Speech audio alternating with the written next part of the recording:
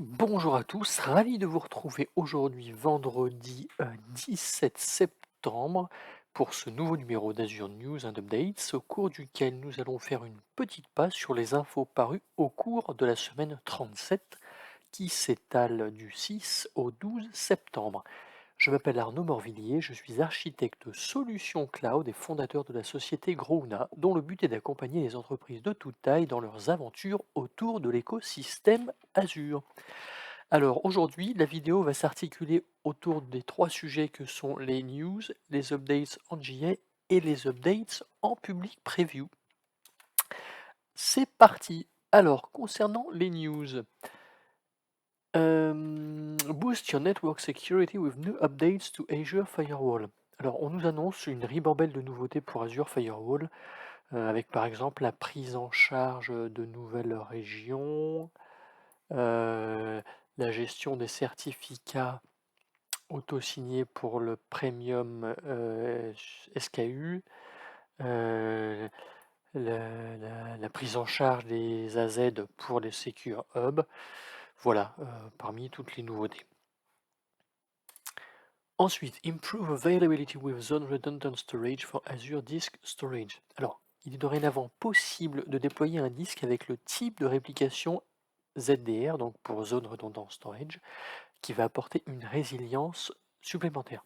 Donc attention, cette feature n'est supportée que pour les niveaux Premium SSD et standard SSD.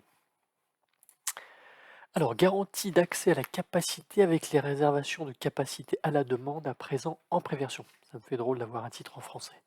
Alors, euh, là, on parle de la mise en place de réservations de compute, donc de machines virtuelles à la demande.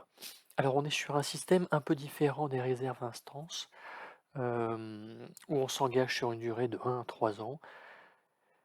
Ici, la réservation à la demande va permettre de pouvoir réserver des VM, mais en mode pay as you go. Donc, vous ne bénéficiez pas de discount.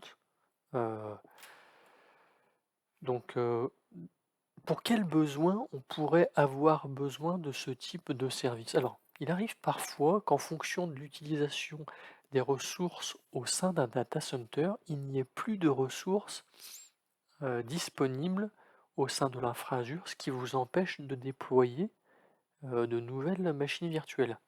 Eh bien, avec la réservation à la demande, euh, vous allez pouvoir déployer de nouvelles ressources, même s'il n'y en a plus côté Azure, parce que, évidemment, vous les aurez réservées au préalable.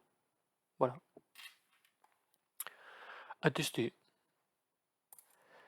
Ensuite, four ways AI, Computer Vision and Related Technologies Expand IoT Solutions. Alors là, c'est un petit billet qui met en avant l'IoT et tout ce qui peut améliorer cette techno, comme l'intelligence artificielle qui peut aider à accentuer l'adoption de l'IoT. Voilà, un beau petit billet. Passons ensuite aux updates en GA. Alors, Zone Redundant Storage. ZRS for Azure Disk Storage now generally available. C'est ce qu'on a vu précédemment. Donc la prise en charge de ZRS pour Azure Disk Storage. Apache Spark 3.1 for Azure Synapse Analytics now generally available. Donc là on parle de la prise en charge d'Apache Spark 3.1 pour Azure Synapse Analytics.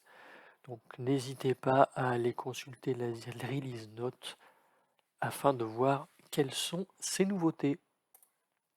Ensuite, Azure Sphere OS version 21.09 expected on September 22.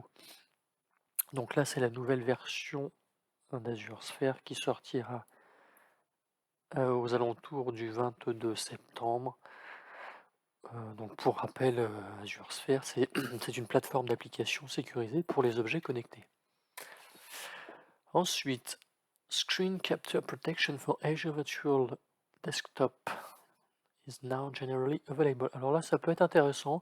C'est une petite feature qui va permettre d'empêcher la prise de screenshot sur Azure Virtual Desktop, à prix défiant toute concurrence, étant donné que c'est gratuit. Voilà. Passons ensuite au public preview. On-demand capacity reservations for Azure Virtual Machines now in public preview. Bah, c'est ce qu'on a vu tout à l'heure. On aborde ici la mise en place de réservation de capacité pour les VM sans engagement et en mode de paiement à l'usage. Et enfin, pour terminer, public preview automatic scaling with Azure Virtual Machine Scale Set Flexible Orchestration Mode. Alors là, c'est l'ajout d'un mode d'orchestration flexible, comme il est mentionné, au sein des machines virtuelles ScaleSet. Alors par flexible, on entend qu'on va avoir la possibilité de configurer davantage de choses, comme l'insertion comme la gestion des fault domaines, que nous n'avons pas aujourd'hui. Qu'avons-nous d'autre? La possibilité de déployer des simples VM que nous allons pouvoir intégrer directement au ScaleSet. Voilà, donc il y a plusieurs options à tester en grandeur nature afin de voir ce que ça donne. J'ai pas d'avis, va falloir que je m'inscrive à la preview pour pouvoir tester. Et bien voilà, c'est fini pour aujourd'hui, hein, nous avons terminé. Merci à vous, de nous avoir suivis. Je vous souhaite un excellent week-end et revenez lundi en pleine forme et merci à vous.